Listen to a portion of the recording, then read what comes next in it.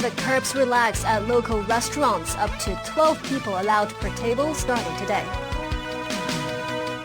At least 37 people killed in Thailand's deadliest mass shooting in history. And the world's least affordable housing market could see a rare downturn. We'll tell you more later.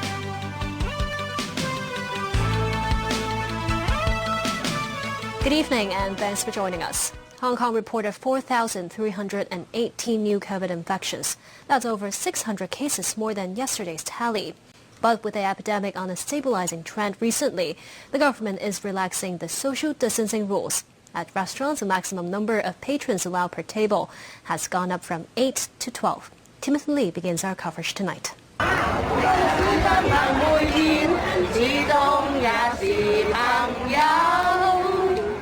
Cheerful songs sung across the city's restaurants as the government took another step, returning Hong Kong to normalcy. In a further relaxation of anti-COVID measures, the rules now allow 12 people to gather at the same table. Many expressed glee over the announcement. This woman said she lost her partner and she often feels lonely.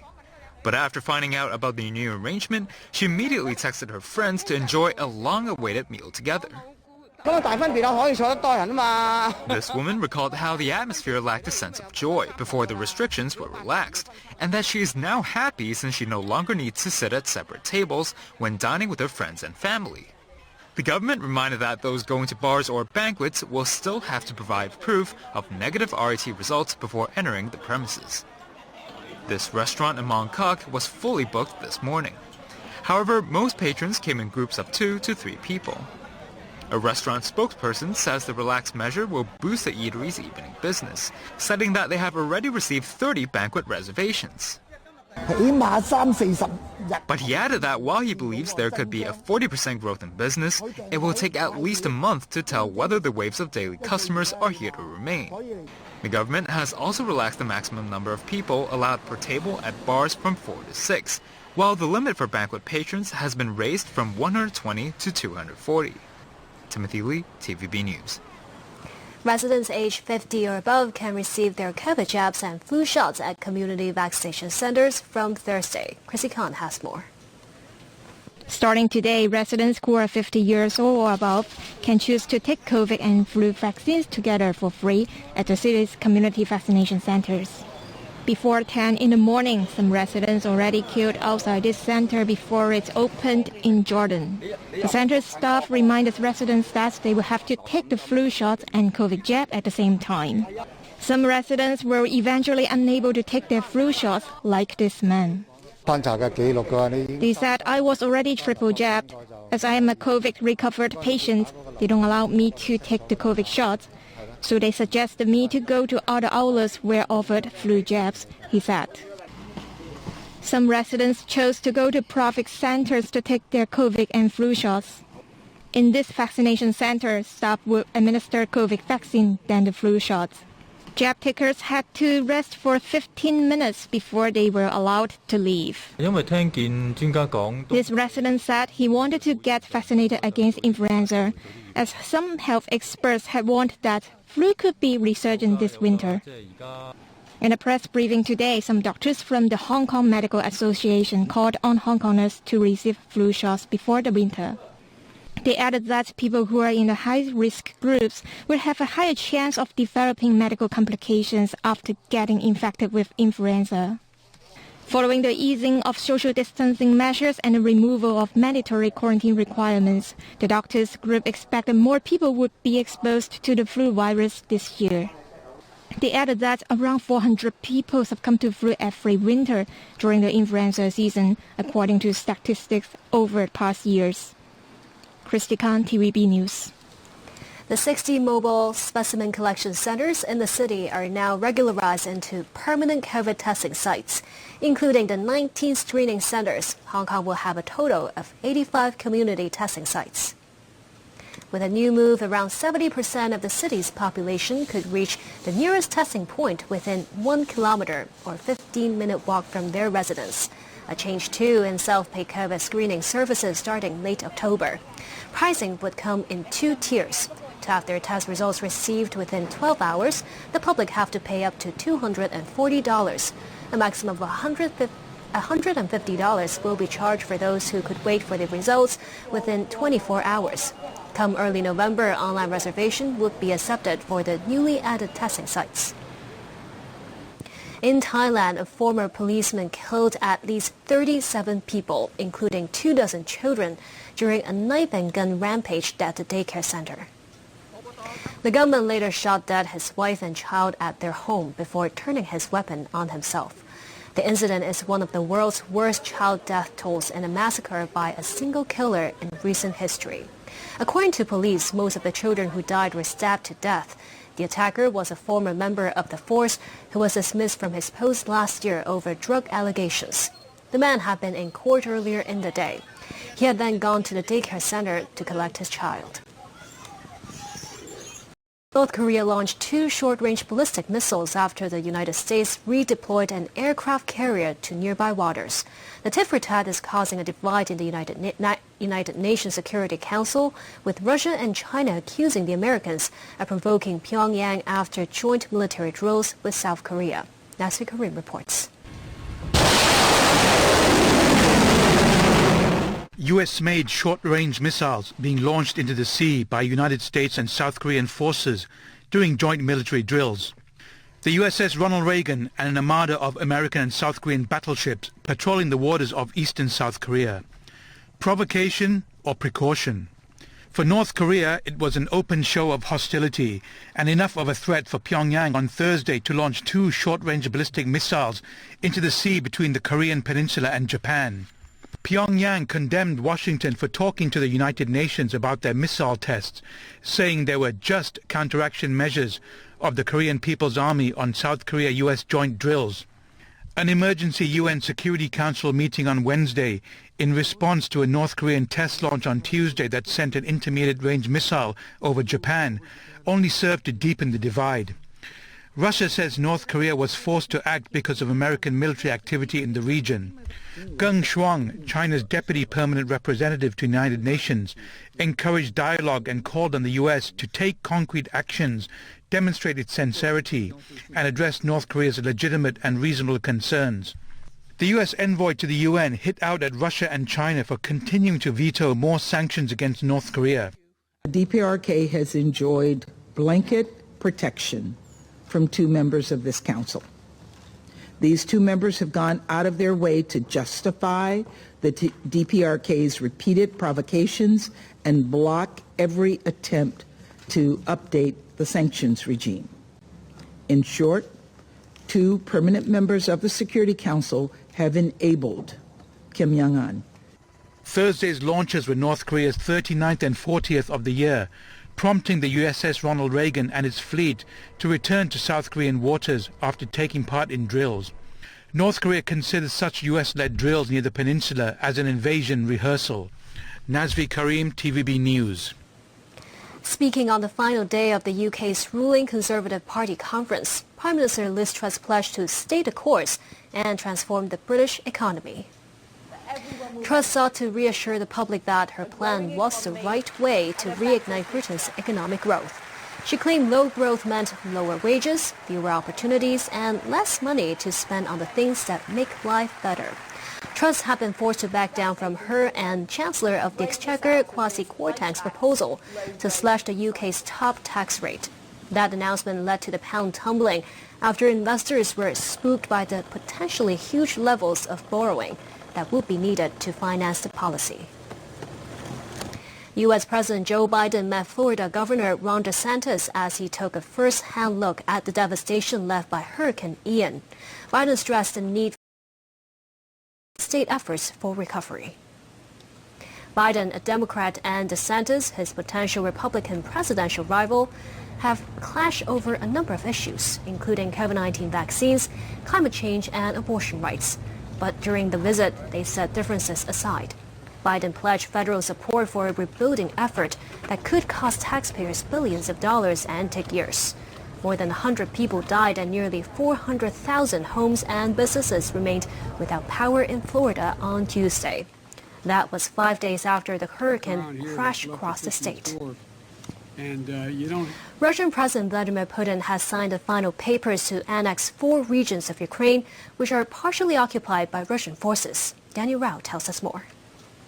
Russian President Vladimir Putin signed a law to incorporate 4 partially occupied Ukrainian regions, Donetsk, Luhansk, Kherson and Zaporizhia, into Russia on Wednesday. The new law would annex around 18% of Ukraine's territory, equivalent to an area roughly the size of Portugal. It is Europe's biggest annexation since World War II. The move follows what the Kremlin called referendums in Ukraine that Kyiv and the West have dismissed as illegitimate. Russia does not fully control any of the 4 provinces it claims to have annexed. A map of Russia's new regions published by Russian state news agency RIA included the full territory of the Ukrainian provinces. However, some parts were shaded and labeled as being under Ukrainian military control. Kremlin spokesperson Dmitry Peskov did not rule out further potential annexations. He did not specify which additional Ukrainian territories Moscow is referring to, nor did he address whether the Kremlin planned to organize more Moscow-orchestrated ballots in other regions of Ukraine. Still, Russia is facing mounting setbacks on the ground as Ukrainian forces retake more land in the eastern and southern regions that Moscow claims to have annexed. During his nightly address, Ukrainian President Volodymyr Zelensky said Ukrainian forces have liberated 3 more settlements in the southern Kherson region. He names the 3 as Novovoskrenska, Novogrigoryivka and Petropavlivka, all of which lie to the northeast of the city of Kherson. Zelensky went on to term Russia's annexation an act of a collective madhouse at a time when Moscow's forces have been fleeing from the front lines. He said he and senior military officials met to discuss recovering all of the territory occupied by Russia. Dan Orel, TVB News. Frances Annie Ernaux has won the 2022 Nobel Prize for Literature. One of France's most garlanded authors and a prominent feminist voice, Ernaux is the first female French Nobel Literature winner.